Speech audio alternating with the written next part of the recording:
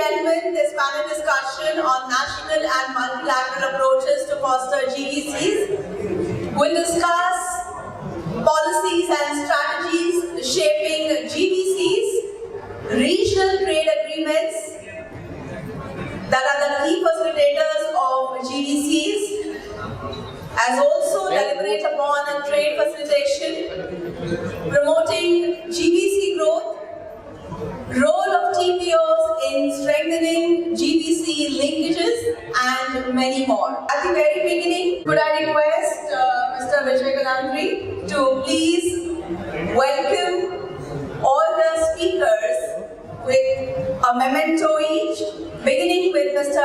Andrew Crosby, Managing Director, International Center for Trade and Sustainable Development.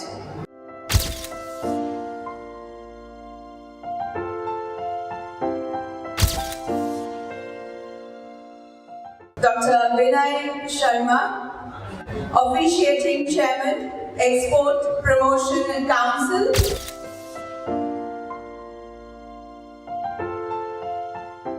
For EOUs and SEZs. Dr. Yang is a professor in the School of International Trade and Economics and adjunct professor in Research Institute for Global Value Chains.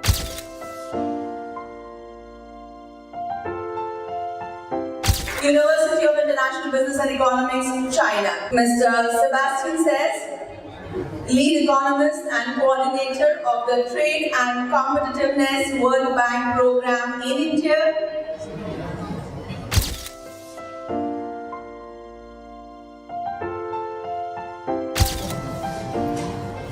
Dr. Rupa Chanda, RBI Chair Professor in Economics, IIM Bangalore.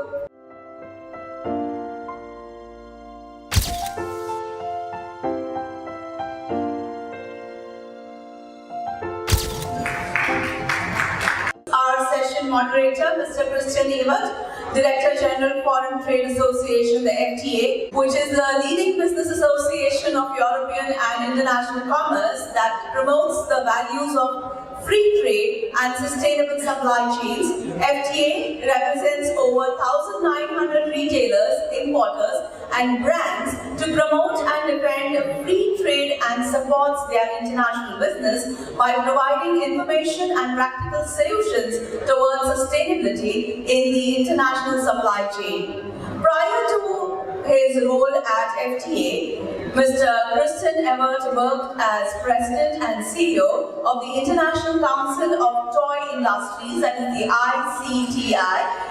This program was to promote social compliance in the supply chain producing for the toy and children's products industry. With those words, I request our moderator for the opening remarks and also to take charge thereafter. Over to you, sir. Thank you very much, allow me to start out with a slight correction. As you might have seen from the morning session, we are now for trade with purpose since the 1st of January. The only difference is that we take a very holistic approach towards our undertaking. Well, very good afternoon, ladies and gentlemen. A pleasure to welcome you back here. I know the first session following lunch is always a bit tough. We all had a very enjoyable lunch, and sometimes one tends to be a little sleepy, but I'm sure with the distinguished panel members I have around me, we will entertain you throughout. Our discussion topic this afternoon, national and multilateral approaches to foster GVCs, is a very important one. I think today's panel is highly symbolic of the fragmentation of production, but has created really a lot of new opportunities, and especially, as I said on the outside, for developing countries. And again, in this context, for small and medium-sized organizations that are trying to access the global market. It really does help them without having to build the entire value chain in order to produce a product to really participate in this internationally. The rise of global value chains in the past 2 decades has dramatically altered, as has the world economy. And there is two phenomena that really characterize the trade and the trade policy landscape since the early 1990s. The rise of global value change, the denationalization of production, the reduction of state-owned enterprises in particular, has changed international trade. With trade in parts and components increasing almost 6 times between 1990 and 2015. I'm not sure Ahmed can verify those numbers better, but I think it's 4.5 times more than other forms of trade that we see globally. On the one side, preferential trade agreements are increasing in number and deepening in content. Their number surged from 50 in around 1990 to close to 280 by 2015. These agreements are also deepening, not always to the delight of, let's say, primarily the developing countries, as they really go much deeper into topics like sustainability. As such, we're adding investment and competition policy that go well beyond the regular outset of trade agreements that we used to have, that were primarily concentrating on tariff and quota limitations. I will stop here and really will use the time to introduce our 7 panelists. Let's say currently 6, but we have not given up that David will hopefully be in a position to join us later in the day. I start out with Andrew Crosby, the Managing Director, and he's part of the senior management of ICT SDs, and the responsibility is publishing and communication. He leads the organization's substantive work on the new economy, digital services and innovation, and contributes to the work on global governance, G20 and emerging economies, and previously also on agriculture and food security. I turn to my right, your side on my left, to Nadim Ahmad. He is the head of the Trade and Competitive Statistics Division of the OECD Statistics Directorate, where he leads work on trade statistics, entrepreneurship, productivity, and trade and value added. In his capacity, he is at the forefront of international efforts to develop integrated international economic accounts that shine a more accurate spotlight on globalization,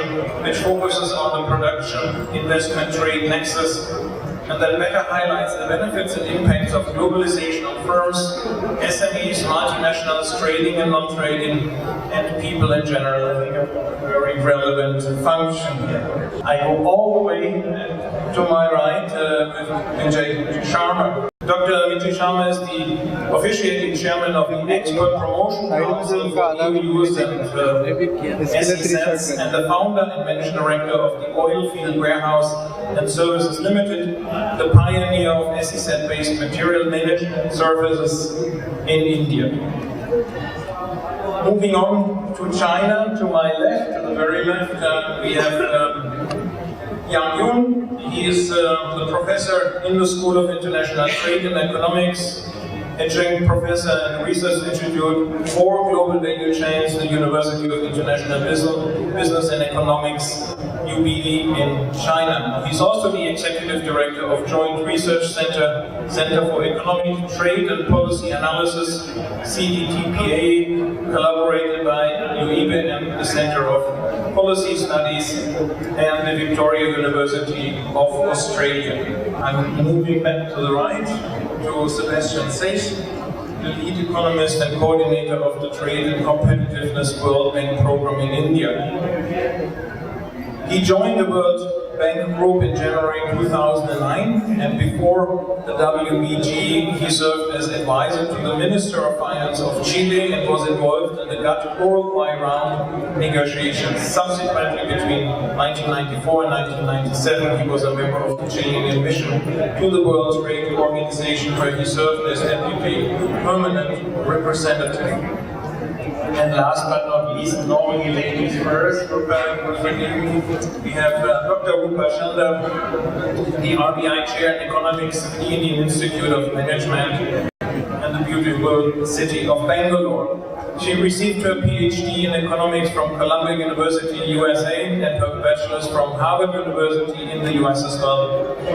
She joined IIM Bangalore in 1997.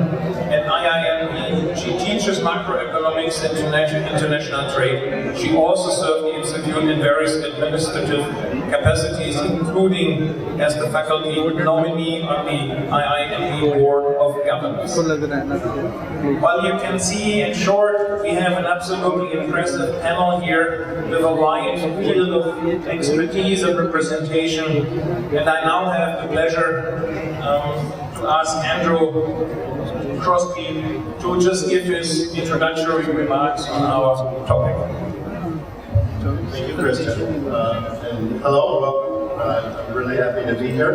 So for those of you who don't know, ICTSD, International Center for Trade and Sustainable Development, we're a think tank based in Geneva in the service of sustainable development. And we were instituted to help different stakeholders around trade and investment policy understand how to advance sustainable development objectives.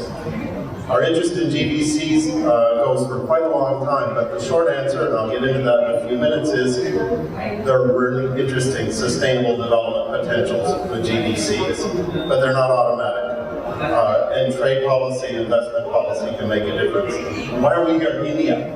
So for us, the two largest pieces of the international trade and investment system are China and India. Why are you the largest pieces? Because one, you have highly dynamic systems. Two, you have big populations that can benefit immediately from this kind of economic development. And three, you have major systemic influence. So what you do and how you influence your government to do is important not only for the people here, but for what happens in the world. So I'm going to try and persuade you that you should push in that direction. Thank you very much, Andrew. I have now the pleasure to hand over, and if you please be kind enough and give your introductory remarks. I think it may actually be. Well, thank you very much for the introduction. I've already had the opportunity of saying a few words in the opening session. Perhaps I'll just take the opportunity at this stage to say, to elaborate a little bit more in terms of some of the things I think are important in shaping the discussion and some of the work that we've been doing at the OECD that have helped us, if you want, to better understand global value chains, to better understand the types of policies that we need to think about global value chains. I'll say more when we have the actual question and answer session. But at this stage, I think it's important just to keep in mind some of the now obvious outcomes of that work that are perhaps often forgotten because they're seen as being so simple. I mean, the first, of course, is that when we think about imports, we don't think about them perhaps in the pre-GVC way as being basically competitive parts of the production process. You know, they displace domestic activity. Increasingly, there's an awareness that actually the ability to integrate in global value chains can be facilitated by access to cheaper imports. And the second, I think, important point is that when we think about the global value chain, we also think about the domestic part of the value chain, which facilitates your entry. So when we think about competitiveness, it's not just about the exporting firm that matters, it's also about the upstream providers of goods and increasingly services that drive international competitiveness. So when we talk about the development of policies to improve integration in GVCs, and this is to some extent part of the reason that we're having this discussion today, that the national perspective, if you want, we have to make sure that policy focuses as much on the upstream enterprises involved in that value chain as the downstream final exporter. And I think that's of relevance to many of you here today, because it's not just about facilitating your access to export markets directly. It's about trying to foster stronger links between the SMEs and the larger firms that are actually engaged in the exports. And that's where policy needs to focus an awful lot, particularly on the services side. I mean, overcoming some of the barriers to trade can be onerous, as I said earlier this morning, but for SMEs, one way to overcome that is to have better integration via larger firms. So I'll leave that as my introduction. Thank you so much, and I would now like Dr. Sharma to give his opening remarks. Thank you very much.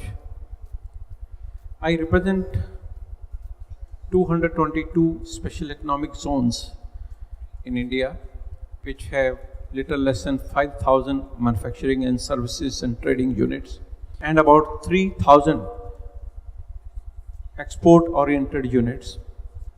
and everything what I represent is directed to the international market. The value chain is inbuilt in our body. What I understand is that it is not just the marketing, selling, or disposing of the production, but everyday improvement in the quality, productivity, cost, and the ease of working within the system. When I say I represent a big chunk of particularly exporters, people who are in the export market, I hold a responsible position for my members. The council is a bridge between the government and the members, the external value chain providers and the members for the benefit of both sides. Thank you very much. Thank you so much. I turn to my left, and if you could please pass the microphone to Dr. Yonke. I'm very glad to be here, and it's a great chance for me to exchange ideas with some, experts in this area, and also exchange ideas with colleagues from India. This year is China's 4 decades anniversary of economic reform, and maybe it's people here to understand that China economic was booming after this kind of economic reform, and through this kind of reform, China has fully integrated to the global economy gradually, especially after China joined WTO. And many scholars has said China economic booming was contributed to, it's because China implemented its open policy. So in this sense, I think for Chinese peoples and also for the governments, these should be fully understand the open policy is so important for China and for the economic developments. In terms of GVCs, we know that open trade liberalizations was so important for involvement of GVCs. And that's the main reasons, maybe it's one of the main reasons China can grow so quickly. And now, you can see China was confronted so new emerging challenges. For example, environmental issues and rising labor costs. You can see that how to fully integrate it, how to upgrading the GVC positions, how to make all people gain from this kind of trade liberalizations, still very challengeable for China. So I think the GVC is an amazing area for further explore. So that's I'm very glad to be here and also share some ideas with colleagues over here. Thank you. Thank you very much, and I'm now handing over to Sebastian. If you could please give us your opening remarks. Thank you so much, and first I would like to thank the organizer for inviting me to participate in the summit, and you as well, Mr. Chair, for your introduction. I think that I shared the views expressed before me by my panel colleagues, which basically pointed out to the opportunities that value chains participation opens for MSMEs. And I think that there are a lot of experiences and examples of across the world where you can see how MSMEs partnering together with lead firms has been able to upgrade and participate actively in the production functions built by the global value chains. But like all opportunities, it requires a different kind of approach in terms of policy making compared to what we have been used to in the last 40 or 50 years. And I think that the challenge is that in order to foster the participation of MSMEs in global value chains, we need to have a holistic approach in terms of policy making, and this is more important now than before. So as was mentioned by Nadim, for instance, at the beginning, the role of services in the economy and the MSMEs are very significant, and this requires then a different approach in terms of how do you regulate and how do you change the way services have been delivered in the past. And in many countries still this is a lagging agenda. It is an agenda that has not been tackled as it requires. But also we need to look at the skills availability and the kind of issues that are limiting the participation of MSMEs in value chains, in particular the issue of quality. And the quality is one of the main constraints for MSMEs to participate in global value chains. That's why at the bank we are putting a lot of emphasis on how do we improve firms' capabilities in order to really make the difference, and really how to upgrade their capabilities to being able to partner with the lead firms.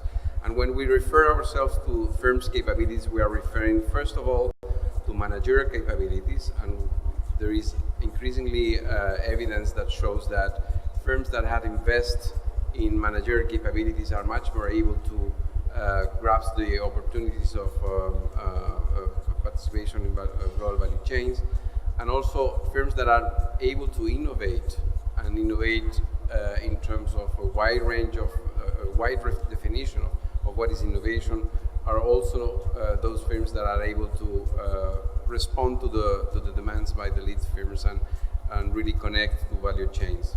So I think that there are a number of very important opportunities. The challenge is how do we design at the country level the necessary policies that would facilitate their participation.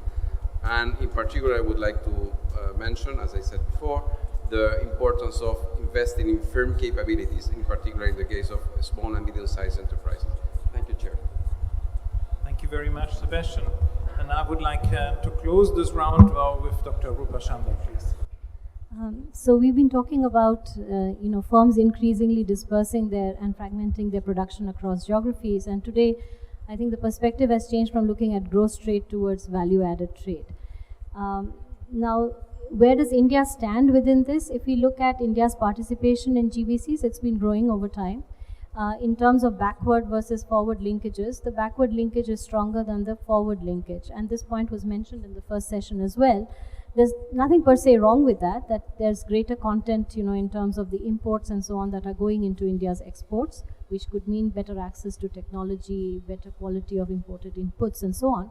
But it is a little worrying that our forward linkages hasn't been growing as much. It's lower than for some other developing countries, and which means that perhaps there are issues here of manufacturing capabilities, issues of standards, quality, ability to comply with international norms, technology, etc. So there seems to be unexploited sort of potential there in terms of plugging into the exports of other countries through our provision of intermediate inputs, etc. It's also interesting to note that our contribution in the services sector is greater than for manufacturing value added. But even within that, the services plugging into manufacturing production is much lower. It's services which is contributing to services. But services such as IT, business and so on, where we consider ourselves to be very competitive, are not contributing that much. Again, they're mainly going towards final demand rather than being used as intermediate. So there are many, if one looks at the data, I think there are many untapped areas where Indian SMEs or big firms and so on could actually plug into the global value chains. Now, to realize how you can tap that potential, we have to understand what are the factors which drive participation in GVCs, and really there are three levels at which we are looking at it. One is at the national level, and that's nothing different for GVCs than for trade. I mean, we're talking about the trade enabling environment, the basic infrastructure for trade, the regulations, border procedures, etc., that whole set. Then there are the industry level sort of factors. So participation in the GVC in terms of whether you participate, how much you participate, and in what manner you participate will also be determined by the type of industry you have. What sort of market barriers there are there, how contestable is the market, what sort of branding and differentiation is possible. So product characteristics will also drive some of it. But what is more important is to recognize that there are firm-specific features which do influence the ability to participate. When does a firm decide to participate? How much will it participate? And in what capacity will it participate? Where in the value chain is it going to put itself? And there, studies show, and I've done some survey work on this, and we find that firm scale matters significantly, firm ownership matters, and firm location matters. So if we look at it in terms of policies, well, certainly government has a role to play here in terms of building the ecosystem for the location part. Because whether it's through industry centers or it's in terms of, clusters approach, the ecosystem has to be there because there are tremendous externalities that can arise for firms. On the ownership part, clearly having some sort of foreign ownership or alliances with foreign firms, lead firms, because that enables you to kind of align with international standards, best practices, technology, know-how, some of the things Sebastian mentioned. That is a very important part. And it's, again, interesting to note that for SMEs, in services, actually international alliances have grown more rapidly than in the case of manufacturing. Now, scale is certainly small scale is a disadvantage that comes out, but that doesn't necessarily have to be a disadvantage. If you want to turn it around, it means that you have to identify what your niche competencies are. You have to find places within the manufacturing value chain, because manufacturing requires a lot of services, so there could be a scope there. And similarly, there is also a lot of scope for services value chains themselves. The tourism industry is a classic example for a service value chain. So again, the onus is really on the firms themselves to identify what are those key areas, what are the skill sets, what are the domain competencies they have, and and the government's role could be in terms of providing better information about the markets, providing information about possible alliances, setting up these sorts of partnership sort of forums, and that would help the SMEs in terms of integrating. I'll come back to other issues. Thank you very much. I think this is quite a bit of food for thought. I really thank the panel for these opening remarks. As you have seen from the program, we actually have come up with 4 questions that we would like to really address in this session this afternoon. And these 4 questions are: what is the impact of policies and strategies on shaping global value chains? And I'm sure we will get quite some insight on this topic. Are regional trade agreements key facilitators of global value chains? And if yes, how? If no, why? So I'm curious to listen to those answers. How can trade facilitation promote growth of global value chains? And last but not least, what is the role of TPOs in strengthening GVC linkages? Well, we're going to start out by asking each panelist to address one question to start with. We have done that selection process up front, and we will give each panelist about 5 minutes to answer the questions that they have selected. I will, in that context, start out with Andrew again, and I understand you picked question number 1. So far, yes. Let's see. I mean, you also indicated potentially number 2. Please, Andrew. Thank you, Christian. So, if I say value chains, you have something in mind, right? And probably each of you has something different in mind. And so, one of the interesting things is value chains are highly mobile. So, we talk about change structures of production at ICTSD. I like to think of them like that. And what do they have to do with sustainable development? So you can think of income, jobs growth. You've got 1 million jobs and spaces per month that you need to fill here. Growing market scale. You can extend without needing to own a vertically integrated company. You generate innovation and knowledge and spillovers. And so I would ask you just to think for a minute also about what's sort of the big picture there. Imagine what the changes are that could be if you have not only these factors, but you have a much greater inclusion. And there's a potential sustainable development gain. Imagine if larger and larger proportions of your population are involved in global trade, and that's enabled by new structures of production. Then you have a very different environment and a different politics. So the driver, and you'll hear that often, is value added. So how do you get value added? How do you add value to production? And we think about them in 2 ways. One is an enabling regulatory and international environment, enabling regulatory and international regulatory environment. And another is that you focus on some of the key characteristics of value chains. So we call these the quantum economy. So what's in the quantum economy?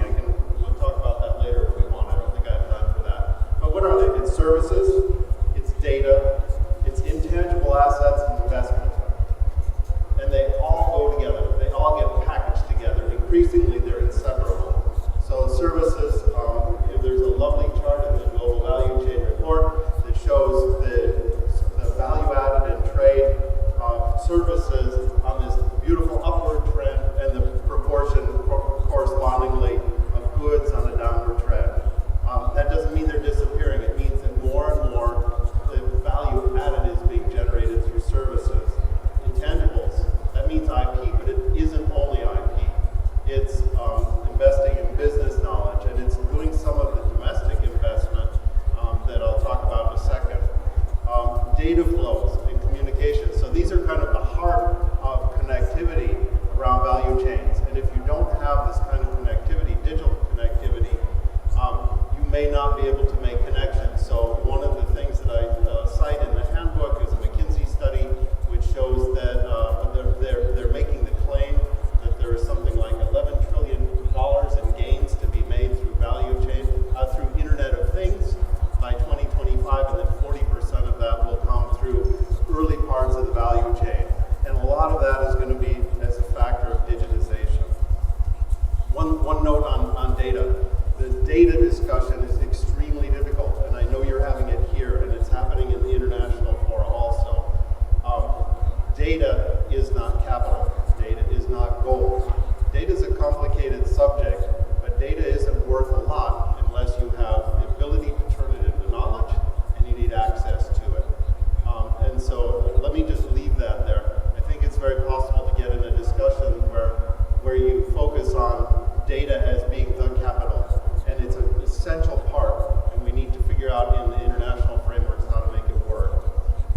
So these are whole economy effects also. When you put these things together, they're whole economy. This is not just value chains, this is everything. It's agriculture. So what I would say is the mindset of business and governments need to shift from this protection and projection to the law of attraction. So increasingly the rules around this super fluid environment that we're going into is going to require governments and businesses to understand how to attract. And those that put up barriers may well do so, but there will always be a cost for those barriers. Second big point. So tariffs are still important. Tariffs will be important. But what really needs to happen is, particularly in these areas that I just mentioned, is the strengthening of the enabling environments.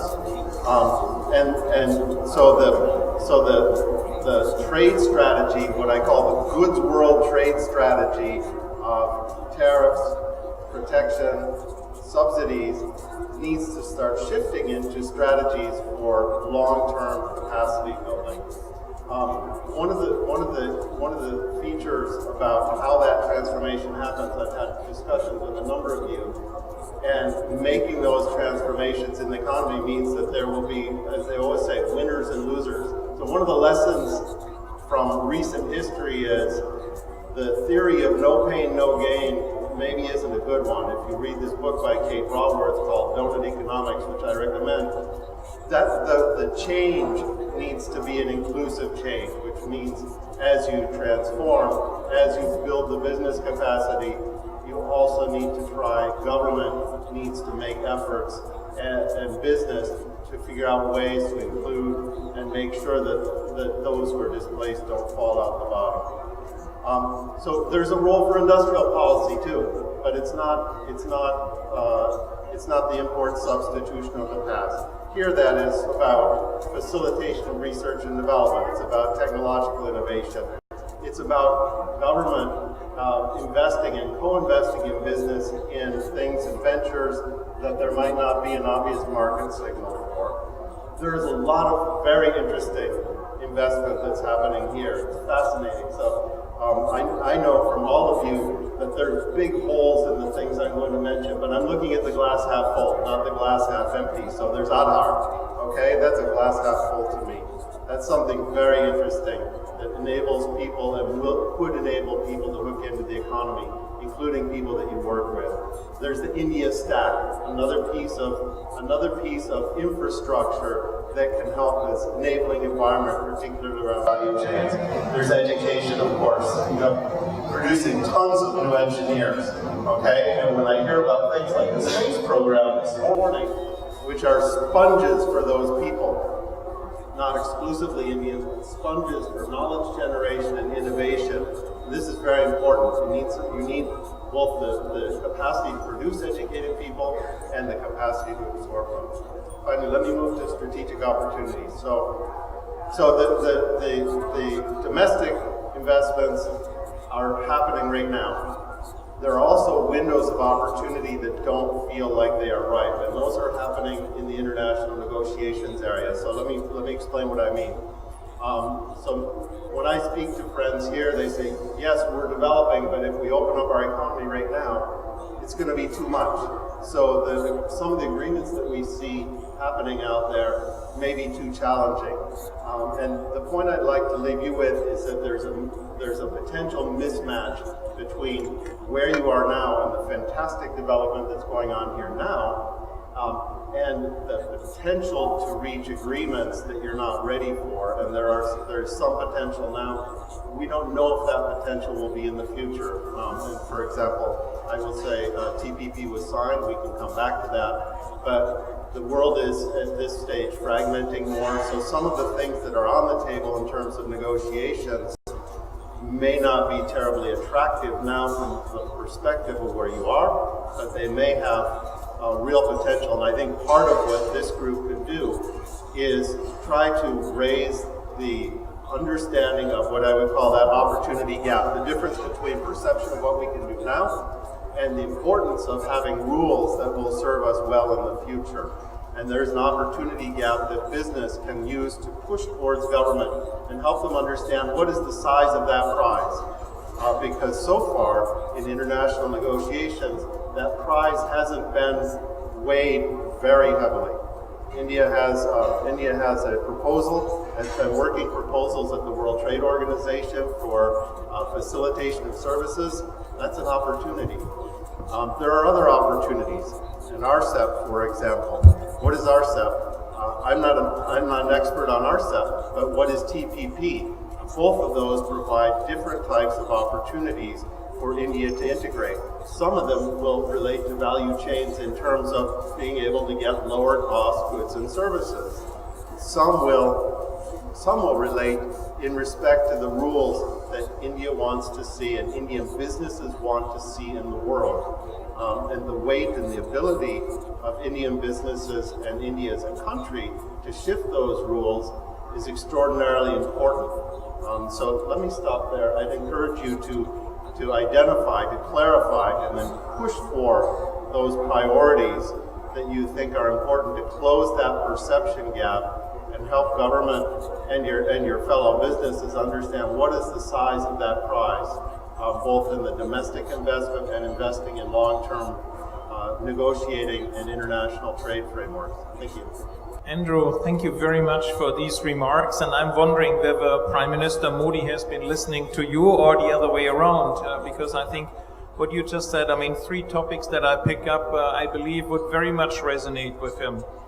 First of all, your reference to potentially making 11 trillion in additional sort of business volume available, I think it would nicely contribute to the 5 trillion economy that India wants to become by 2025.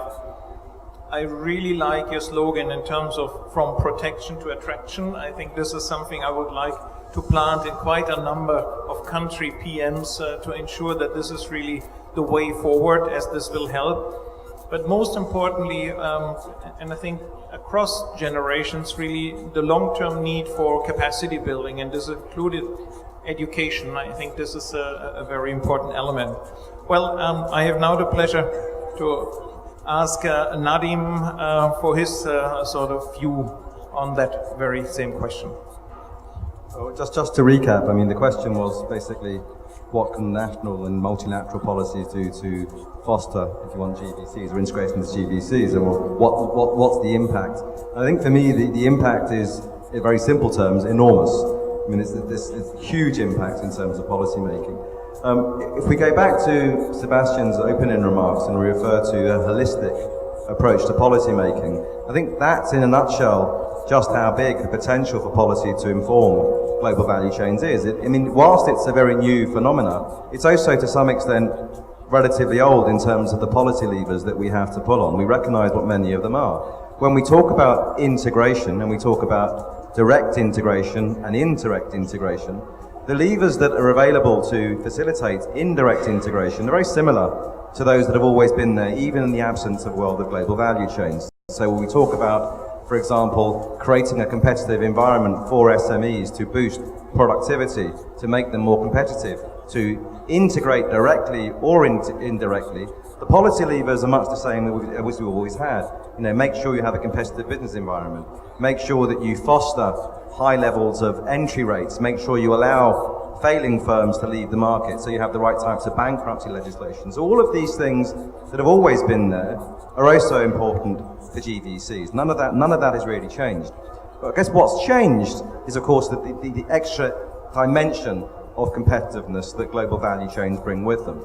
And when we think about, say, global value chains from perhaps the primary perspective, we think about, for example, let's try to encourage inward investment in the economy. And that's to some extent the starting point for many countries. It certainly was the starting point in terms of China's journey through integration into global value chains. But that's only a starting point. And it's a starting point that allows you to benefit, if you want, from initially the creation of jobs, but secondly, of course, through the potential transfer of technology within the system. So you need to make sure that policies are also available to make sure that you have intellectual property protection to encourage the investment in the first place. But you also want to make sure that initial investment isn't, if you want, prejudicial or discriminatory to other firms in the system. So, for example, in some countries, you had export processing zones. And those export processing zones provided, if you want, strong advantages for multinationals to set up. But quite often, some of those advantages created, if you want, discriminatory measures against domestic firms, inhibiting their inclusion in global value chains. A very simple example is, if you want, the ability of a firm from an EPZ having, if you want, import-free access. But that same privilege not being given to domestic firms creates, if you want, from the outset, a competitive advantage that discriminates and doesn't foster or engender the ability to create strong domestic value chains. And it's a point I keep coming back to during the course of this particular summit, because it's really about how we improve the integration of SMEs. Today and tomorrow in Mexico, there's another event going on, the OECD Ministerial on SMEs. And much of the discussion that we're having here today will also be part of the discussion that's taking place at the ministerial meeting. What we're trying to do is better understand how we can make SMEs more competitive, how we can improve integration of SMEs in global value chains, but most importantly, because the current debate around globalization is much more of a backlash against globalization. How do we make sure that we all benefit from globalization, a realization that there have been winners as well, and losers as well as winners in the globalization discussion. And inclusive globalization, to some extent, starts with SMEs. We observe, certainly in many countries, and certainly many OECD countries, over the last 10 to 15 years, that SMEs have been, if you want, the part of the production process where we've seen the biggest squeeze in terms of wages. And that's, if you want, driving inequalities in many OECD countries. And so better understanding how we can improve competitiveness of the SMEs, improve, if you want, the wages and salaries being paid to employees in that sector through improvements in productivity, is perhaps one of the key policy challenges that we face at the moment. So that's, if you want, part of the policy package that we need, fostering, if you want, that greater integration. And in order to do that, we need to make sure that, again, those traditional levers that have always been there are pulled on. The traditional levers making sure that we have a skilled workforce, particularly in today's, if you want, digital economy, that are able to navigate their way around. I mean, so you need those types of skilled individuals that are able to be innovative within SMEs. when we look at the data that we have for SMEs and their integration, I mean, some of the challenges that they face are about attracting and keeping and retaining the right quality staff. And these are challenges I'm sure that many in the audience face on a regular basis. And we need to make sure that there are mechanisms in place that allow that to happen. Some simple ways exist. For example, stronger collaboration with universities, the ability of government to provide grants for SMEs, all creating, if you want, strong clusters of SMEs, as we see here in India, in Bangalore and the IT cluster. That's all I think that needs to be done. I mean, that and much more. I think I'm running out of time, aren't I? So I shall pass on. But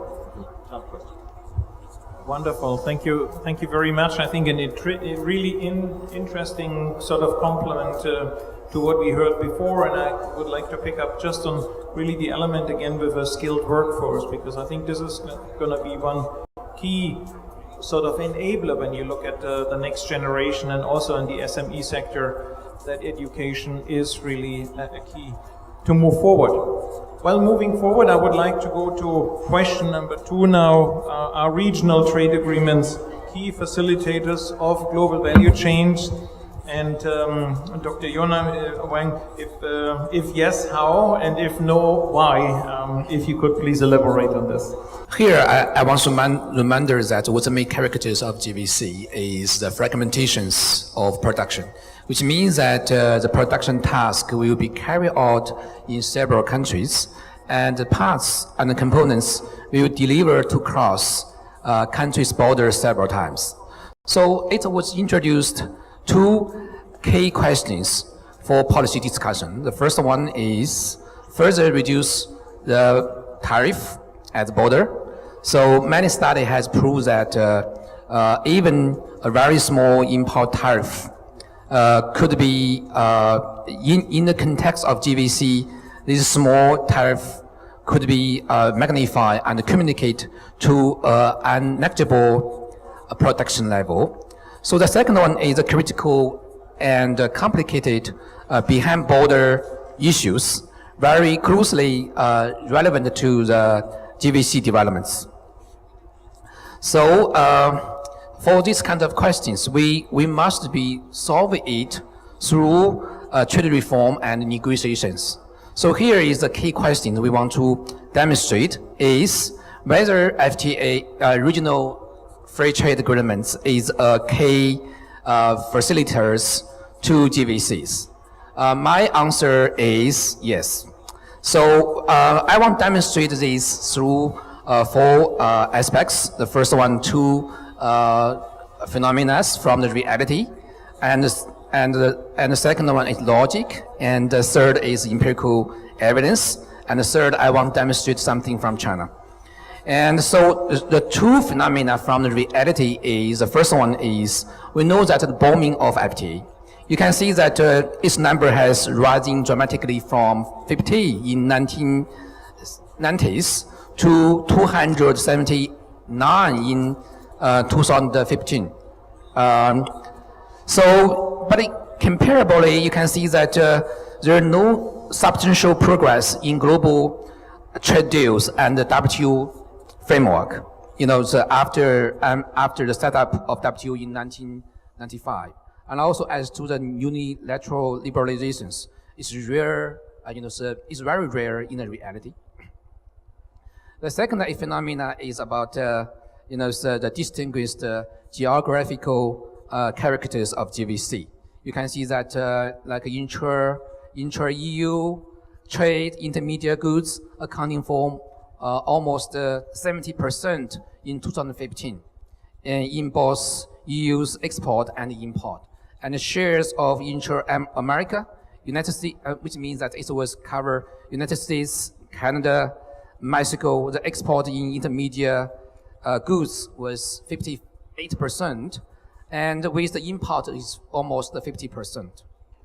And even to the intra-Asia trade, you can see intermediate goods reach more than almost 2/3 of total manufacturer trade in 2015. So you can see the regional concentrations of GVC is coincide to the FTA, special in the deep regional free trade agreements.